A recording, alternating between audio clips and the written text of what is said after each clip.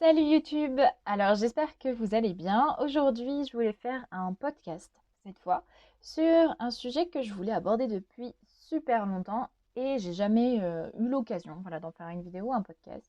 Donc ce sujet, c'est les clichés sur les métiers de la petite enfance. Et aujourd'hui, on va parler de 5 clichés que l'on a sur les métiers de la petite enfance et qui, bien sûr, ne sont pas du tout vrais. C'est le principe du cliché. Donc, mon avis là-dessus, il a forcément énormément changé depuis que je travaille dans la petite enfance.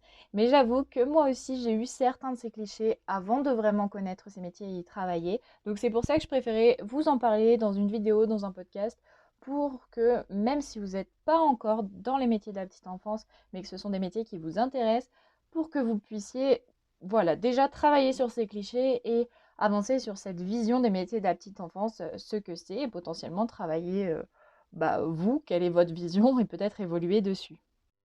Avant de commencer, je voulais juste vous dire qu'à la fin de cet épisode de podcast, je vous parlerai de places d'appel découverte que j'ai ouvert pour qu'on s'appelle, qu'on échange de vive voix sur votre parcours, vos besoins en termes de préparation au concours de sélection en formation EJE. Donc je vous en parlerai un peu plus à la fin.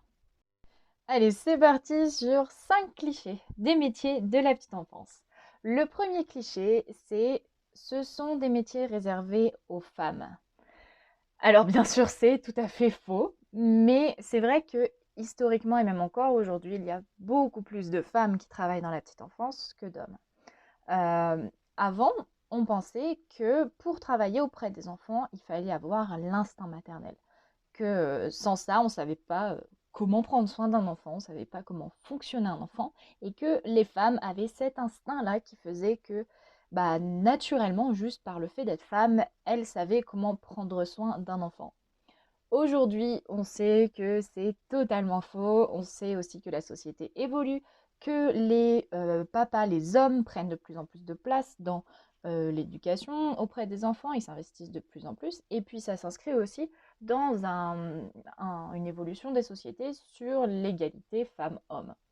Alors, par rapport à ça, ça me fait penser à une affiche que j'avais vue un jour de prévention par rapport à l'égalité femmes-hommes. On voyait un petit garçon qui jouait avec le sourire aux lèvres, il jouait au poupon. Et il y avait une phrase qui était écrite en dessous en disant: Avez-vous peur qu'il devienne un bon papa? Aujourd'hui, c'est exactement ça. On sait que un petit garçon qui travaille, qui joue avec des poupons, c'est peut-être tout simplement, enfin, il apprend, il s'amuse, il n'est pas du tout dans cet imaginaire que nous, on peut avoir en tant qu'adulte, de ces projections qu'on peut avoir en tant qu'adulte. Et puis, la place des hommes dans l'éducation évolue vraiment. Par exemple, le congé paternité augmente en termes de temps. On voit bien que ça a une importance maintenant dans la société, que les papas, les hommes passent de plus en plus de temps auprès des jeunes enfants et auprès des jeunes mamans aussi. Donc, par rapport au développement de l'enfant, c'est hyper intéressant qu'il y ait des hommes qui travaillent aussi dans la petite enfance. Entre 3 et 6 ans, on commence à identifier vraiment qu'est-ce qu'une fille, qu'est-ce qu'un garçon, va trouver son identité et on a besoin d'adultes modèles autour de nous. On n'a pas besoin que de femmes, on veut voir d'autres choses, des femmes, des hommes et tous les modèles qui peuvent exister pour pouvoir s'identifier à ce qui nous correspond le plus. Aujourd'hui, les hommes qui travaillent dans la petite enfance, ils ne sont pas rejetés, ils sont même souvent valorisés. Et si vous êtes un homme et que vous avez envie de travailler dans la petite enfance, allez-y, allez-y et venez avec plaisir dans ce monde passionnant. Je crois qu'il y a un livre qui traite de ça et j'ai toujours voulu le lire et je ne l'ai pas encore lu, mais bon, je vous en parle quand même parce que je sais qu'il traite de ce sujet. Ça s'appelle Le loup dans la bergerie. Si vous avez eu l'occasion de le lire, vous pouvez nous en parler dans les commentaires. Moi, ça m'intéresse vraiment. Je pense que ça sera une de mes prochaines lectures. Le deuxième cliché sur les métiers de la petite enfance, c'est que nous jouons toute la journée. Alors ça me fait penser à une situation un jour que j'ai vécue où le matin j'étais d'ouverture à la crèche et du coup j'avais organisé l'espace, j'étais assise au sol, j'accueille les enfants, les parents qui arrivent un par un au compte-gouttes et puis il y a un parent qui dépose son enfant, on échange, on discute voilà, de la nuit, tout ça, il fait un bisou à son enfant, il lui dit au revoir et il me regarde et il me dit amusez-vous bien. Et j'étais un peu ébahie. À ce moment-là, j'avais envie de lui dire: mais non, moi je joue pas toute la journée, je suis là pour travailler. Le soir, je joue, je rentre chez moi, je prends ma guitare, là je joue de la guitare. Mais dans ma journée, je travaille, je suis présente pour l'accueil des enfants, pour le soin des enfants, les temps de soins, pour les projets, pour créer des projets, pour communiquer en équipe, pour soulever des questionnements, pour penser l'organisation. Avec les enfants, je suis là pour les observer, pour les accompagner dans leur autonomie, pour animer des temps d'éveil. Enfin, je rends l'espace de jeu vivant. J'entre en relation avec les enfants, par exemple, dans le jeu. Donc, s'il y a un enfant qui vient me servir des cafés à la dinette, évidemment, je vais boire 15 cafés dans le matin, mais c'est pas pour le jeu, c'est pour la relation avec l'enfant. Moi, je viens pas là pour jouer, c'est pas mon rôle d'être en train de jouer, je suis là pour accompagner les enfants. Ou alors, si moi je joue à ce moment-là, parce que effectivement je m'éclate à ce moment-là, on peut dire que tout le monde, quelle que soit la profession, joue tout le temps dans sa vie. Si quelqu'un s'éclate dans son métier, ce que je vous souhaite et que je souhaite à tout le monde, quel que soit le métier, alors la vie est un jeu et c'est chouette. Et dans ce cas-là, tout le monde, chaque matin, va dire à son mari, sa femme, qui part au travail, amuse-toi bien, quel que soit le métier. Dans ce cas-là, oui, je joue dans ma journée. Mais sinon, c'est pas, je passe pas ma journée à jouer. Donc voilà, un cliché qui, je pense, dans l'inconscient collectif, a encore beaucoup sa place. Ensuite, troisième cliché, ce n'est pas des métiers, les métiers de la petite enfance, qui demandent trop de réflexion. Alors ça, ce cliché-là, je pense que ça vient du fait que les enfants qui sont accueillis sont des jeunes enfants qui ont besoin du coup de routine et de repères dans la journée. Ça veut dire que les journées vont être ponctuées de temps de soins avec les enfants et des choses qui se répètent régulièrement. Donc les gens peuvent penser que on fait toujours la même chose, donc on n'a pas besoin de réfléchir ou de remettre les choses en question. De toute façon, un enfant, il a tel besoin, il a besoin de manger, ben on va lui donner à manger et c'est toujours la même chose. Si vous vous intéressez au métier de JE et que vous pensez que c'est un métier qui ne demande pas de réflexion, eh ben c'est exactement l'inverse.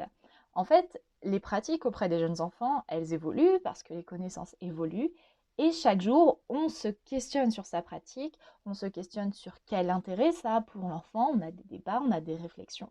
Et ça, c'est vraiment tous les jours sur des sujets vraiment différents. Ça me fait penser il n'y a pas très longtemps, la directrice adjointe de l'établissement où je travaille, elle était venue avec moi sur un temps où à un moment j'étais seule, donc on était toutes les deux auprès des enfants, et il y avait une petite fille qui avait besoin de dormir pour la sieste. Donc avant de la coucher, je voulais vérifier sa couche pour pas qu'elle s'endorme avec une couche mouillée et puis que ça lui déclenche ensuite un érythème. Donc du coup, je lui dis à l'enfant, je t'emmène dans la salle de change, je vais vérifier je lui dis, je vais changer ta couche. Quand dans la salle de bain, je commence à la changer pour voir si elle avait besoin, je me rends compte que sa couche était sèche. Donc à ce moment-là, je lui dis, bah, vu qu'elle est sèche, je la changerai plus tard. Et la mets en tenue pour aller faire la sieste.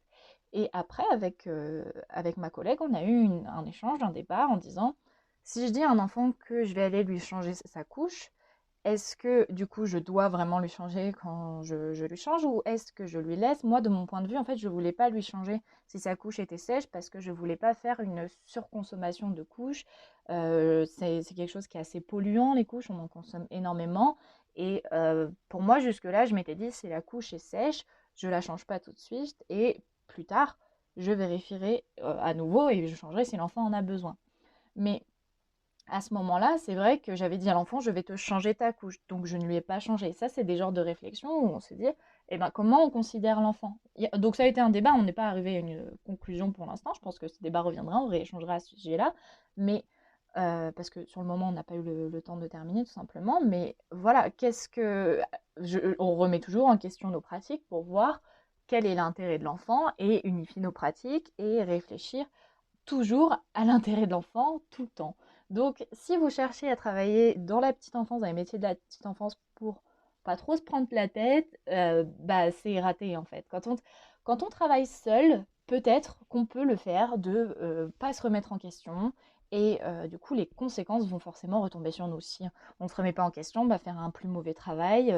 Si on fait un plus mauvais travail, bah, on n'aura pas la confiance de personnes qui nous aident à faire ce travail. Donc dans ces conditions-là, peut-être. Mais quand on est dans un travail d'équipe, dans les métiers de la petite enfance, le rôle d'une équipe, c'est de se soutenir dans les réflexions et les changements pour progresser et toujours améliorer la qualité d'accueil des enfants.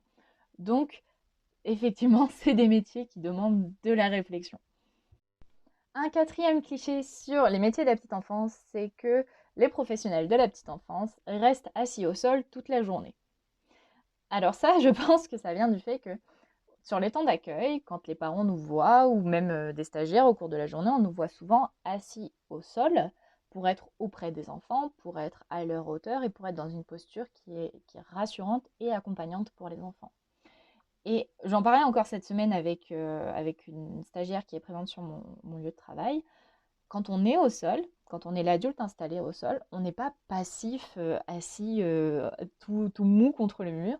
On est là pour être actif, on est là pour être vigilant à la sécurité des enfants, on observe les enfants, on réfléchit, on est force de proposition pour favoriser le jeu des enfants et répondre à leurs besoins.